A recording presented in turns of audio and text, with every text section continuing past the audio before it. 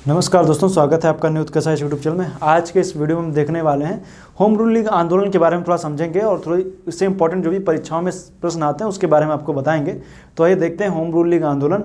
सबसे पहले हम बता दें कि जो होम रूल लीग आंदोलन जो चला था वो सबसे पहले चलता है कहाँ पर, आयरलैंड में। आयरलैंड जब आप देखेंगे तो यूके के जस्ट बगल में आप देखेंगे तो इंग्लैंड के जस्ट बगल में आयरलैंड दिखता है। तो वहीं पर आंदोलन सबसे पहले चला था। तो वो शुरू किसने किया था? रेडमांड ने किया था। तो ये शुरू हुआ आयरलैंड में। इसमें होम रूल मतलब गृह शासन, स्वशासन की बात इसमें कही गई थी। तो ये रेडमांड के नेतृत्व में सबसे पहले होम रूल लीग आंदोलन कहाँ चला था? इंग्लैंड, आयरलैंड में चला था। उसी की तर्ज पर आप देखें तो भारत में भी ये होम रूल आंदोलन चलता है। तो इसमें आप देखें तो दो धड़े देखने को मिलते हैं, दो होम रूल लीग आंदोलन चलाया जाता है। तो एक तरफ आप देखेंगे तो होम रूल लीग जो है वो 28 अप्रैल 1916 को देखने को मिलता है। बाल गंगाधर तिलक ने होम रूल लीग की स्थापना की और all India home rule league की स्थापना एनी बेसेंट ने सितंबर 1916 में की। तो याद रखिएगा किसने पहले स्थापित किया? तो होम रूल लीग 1916 में बाल गंगाधर तिलक ने और सितंबर में एनी बेसेंट ने, सितंबर 1916 में। इनका जो केंद्र था वो महाराष्ट्र के आसपास का क्षेत्र था और जो इनका जो केंद्र था वो मद्रास के आसपास, चेन्नई के आसपास का चेन्नई था, बम्बई और उत्तर प्रदेश। इनका जो देखेंगे क्षेत्र कर्नाटक, महाराष्ट्र, बम्बई को छोड़ करके, मतलब मुंबई इनके क्षेत्र में नहीं था। मुंबई किनके क्षेत्र में था? एनी बेसेंट के। और मध्य प्रांत और बरार का क्षेत्र था। इन सब का उद्देश्य यही था कि ब्रिटिश साम्राज्य के अधीन संवैधानिक तरीके से स्वशासन प्राप्त करना। लेकिन चूंकि आप देखेंगे जो ये वाले बाल गंगाधर तिलक हैं, इनका क्या था कि ये गर्म दल के नेता थे। गर्म दल के नेता का मतलब ये था कि ये पूरी तरीके से किस तरीके से थे कि मतलब इनका जो क्रांतिकारी तरीके से था। तो ये स्वतंत्रता की मतलब ये मांग कर तो रहे थे लेकिन ये किसी तरीके से सरकार में सहभागिता नहीं दर्ज करना चाहते थे। लेकिन जो ऑल इंडिया होम रूल की एनी बेसेंट है, उनको लगता था कि चूंकि आप देखें तो ये हम जब सरकार में जब प्रतिभाग करेंगे, सरकार में आएंगे, राजनीति में आएंगे, तभी हम क्या कर सकते हैं कि अपने उद्देश्यों की प्राप्ति कर सकते हैं। यही इन दोनों लगनों में लगभग अंतर था। तो ये राजनीति में आ करके अपने उद्देश्यों की प्राप्ति करना चाहते थे। ये राजनीति में शामिल हुई और इनमें देखेंगे तो ये चाहते बिल्कुल संवैधानिक तरीके से थे लेकिन राजनीति में एंटर करना नहीं चाह रहे थे। तो तिलक में इनका जो तिलक था, इनका नारा था स्वराज्य हमारा जन्मसिद्ध अधिकार है और हम इसे ले करके रहेंगे। तो यानी इनका अधिकार थे, ये मतलब इनकी मांग थी ये। अब चूंकि जब ये दौर ऐसा था कि अब आगे चल करके दोनों लोगों ने मिल करके कांग्रेस में समझौता भी कराया। कांग्रेस में जब समझौता हुआ तो दोनों लीग का समझौता हुआ, गरम दल नरम दल सब साथ में आ गए।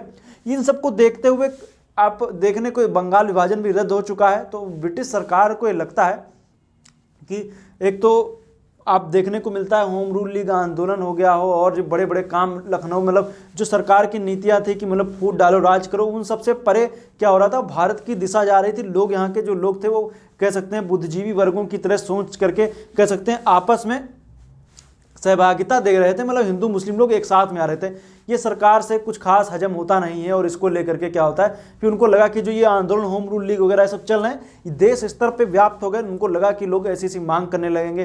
फिर उनको लेकर के फिर शुरू हुआ गिरफ्तारी का दौर। गिरफ्तारी के दौर में देखेंगे तो सबसे पहले एनी बेसेंट को गिरफ्तार किया गया 1917 में। 1916 में इन्होंने कांग्रेस में समझौता करवाया था। तो इनको लगा कि पहले इनको टारगेट करो, ये कुछ ज़्यादा ही समझौता करा रहे हैं। जो मैं इधर से 1905 से देखें तो फूट डालते हम चले आ रहे थे और ये आकर के समझौता करा दे रहे हैं, तो ऐसा नहीं चलेगा, इनको गिरफ्तार करो। अब इनको गिरफ्तार किया गया तो कांग्रेस ने भी एक कदम आगे बढ़ करके अपनी एक कह सकते हैं बात कही और इन्होंने क्या किया कि जब कलकत्ता के अधिवेशन हो रहा था उसी में जब एनी बेसेंट को गिरफ्तार जब किया गया था तो कांग्रेस ने क्या किया, इनको अपना अध्यक्ष पद घोषित कर दिया। तो ये कांग्रेस की पहली अध्यक्ष थी, महिला अध्यक्ष। अब यहीं पर क्या हुआ, अध्यक्ष चुन लिया गया। तो सीधी बात है, कांग्रेस का अध्यक्ष चुना गया और ये सब बातें होती हैं। तो एक प्रकार से कह सकते हैं कि जो ये अब इनको लेकर के बाद में इनकी रिहाई हुई तो उसको लेकर के सरकार को लाना पड़ा एक घोषणा। चूंकि उस समय तत्काल जब ये सब आंदोलन वगैरह चल रहे थे तो उधर प्रथम विश्व युद्ध भी चल रहा था। तो प्रथम विश्व युद्ध चल रहा था तो भारत में ब्रिटिश सरकार पूरी तरीके से ज़्यादा कह सकते हैं कि हेर फेर चाह नहीं रही थी। उनका कहना था कि ज़्यादा यहाँ पे थोड़ा शांति बनी रहे, क्योंकि उनको उधर मित्र राष्ट्र और धुरी राष्ट्र इन सबको क्या हो रहा था, आपस में लड़ाई वगैरह भी चल रही थी। तो क्या पैरेलली जो चलने की उस दौर में देखा जा रहा था कि भारत में वो किसी तरीके के कुछ उल्टा सीधा मतलब कि युद्ध वगैरह नहीं चाह रहे थे। एक मतलब 1857 के जैसे कोई क्रांति वगैरह नहीं चाह रहे थे। इसको लेकर के मॉन्टेस्क्यू घोषणा आई 1917 में। इनकी रिहाई हुई एनी बेसेंट की, मॉन्टेस्क्यू घोषणा हुई 1917 में ही। इसमें बात की गई, मॉन्टेस्क्यू ने बात की, उनका मतलब ब्रिटिश संसद में अपनी बात भी कही और उन्होंने बताया उनसे बार बार चूंकि मांग उठ रही थी होम रूल लीग की कि हमें स्वशासन की मांग की जाए, स्वशासन को लेकर के, तो इसको लेकर के भी आप देखेंगे तो मॉन्टेस्क्यू ने घोषणा की कि हाँ भाई आप चाह रहे हैं शासन के प्रत्येक स्तर पर, तो इन्होंने कहा ठीक है, हम आपको क्या करेंगे, शासन के प्रत्येक स्तर पर भारतीयों का प्रतिभाग भी हम आपको देंगे। आपको क्या होगा, भारतीयों का प्रतिभाग शासन के प्रत्येक स्तर पर होगा। तो ये बातें इसमें की गई, तो इनको याद रखिएगा, शासन के प्रत्येक स्तर पर भारतीयों का प्रतिभाग इसमें दिया जाएगा। लेकिन ये सब बातें अलग थी। इसके बाद में तुरंत आ जाता है रॉलेट एक्ट। रॉलेट एक्ट आता है, रॉलेट एक्ट की बात हम नेक्स्ट वीडियो में करेंगे। रॉलेट एक्ट से जलियांवाला बाग हत्याकांड की भी चर्चा होगी।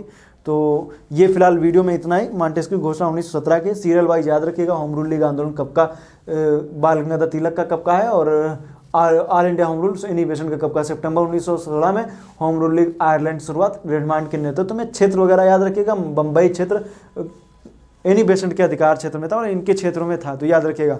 बाकी ये सब जो मैंने बताई ये सभी इंपॉर्टेंट है, इनको पढ़िए अच्छे से। मिलेंगे नेक्स्ट वीडियो में, तब तक के लिए आपका बहुत बहुत धन्यवाद। शॉर्ट वीडियो है, शॉर्ट वीडियो का मतलब ये नहीं कि इसमें मैटर नहीं है, मैटर भर भर के आप लोग देखिए उसको, क्योंकि इससे पहले भी जो मैंने आपके कई सारे जो वीडियो बनाए हैं, मेरा उद्देश्य यही है कि मैं जल्दी से जल्दी क्या करूं, मॉडर्न हिस्ट्री को ख़त्म करूं, क्योंकि मॉडर्न हिस्ट्री को जब खत्म करेंगे तभी हम एशियन हिस्ट्री वगैरह पे आ पाएंगे। एशियन हिस्ट्री जब मैं शुरू करूंगा, मैंने आपको इससे पहले प्रोग्राम अपना बता रखा है, एशियन हिस्ट्री की शुरुआत नए वर्ष पे होगी। उसमें कम से कम हम 10 दिनों के वीडियो का बैकअप लेकर के चलेंगे और डेली सुबह 11 बजे वीडियो आएगी, और लगभग डेली आती भी, आप लोग अभी भी देखेंगे तो लगभग डेली 11 बजे के आसपास एक वीडियो डेली आती ही आती। तो आप लोग उसको देखा कीजिए, एक सीरीज वाइज जो चल रहा है वो काफ़ी इंपॉर्टेंट है, और जल्दी जल्दी खत्म होकर के साथ में पैरेलल पे और भी चीज़ें, केमिस्ट्री चल रही है, केमिस्ट्री आप लोग पढ़िए, इस पे आप जाइए, प्लेलिस्ट में जाइए, ज्योग्राफी हो गया, पॉलिटी हो गया, साइंस हो गया, इकोनॉमिक्स हो गया, हर एक चीज़, लगभग हर एक चीज़, यूपी स्पेशल, बिहार स्पेशल, हर एक चीज़ की आपको वीडियो मिलेगी। तो आप उसको प्रॉपर वे में देखिए, काफ़ी लाभ उसको आपको मिलने वाला है। तो मिलेंगे नेक्स्ट वीडियो में, तब तक के लिए आपका बहुत बहुत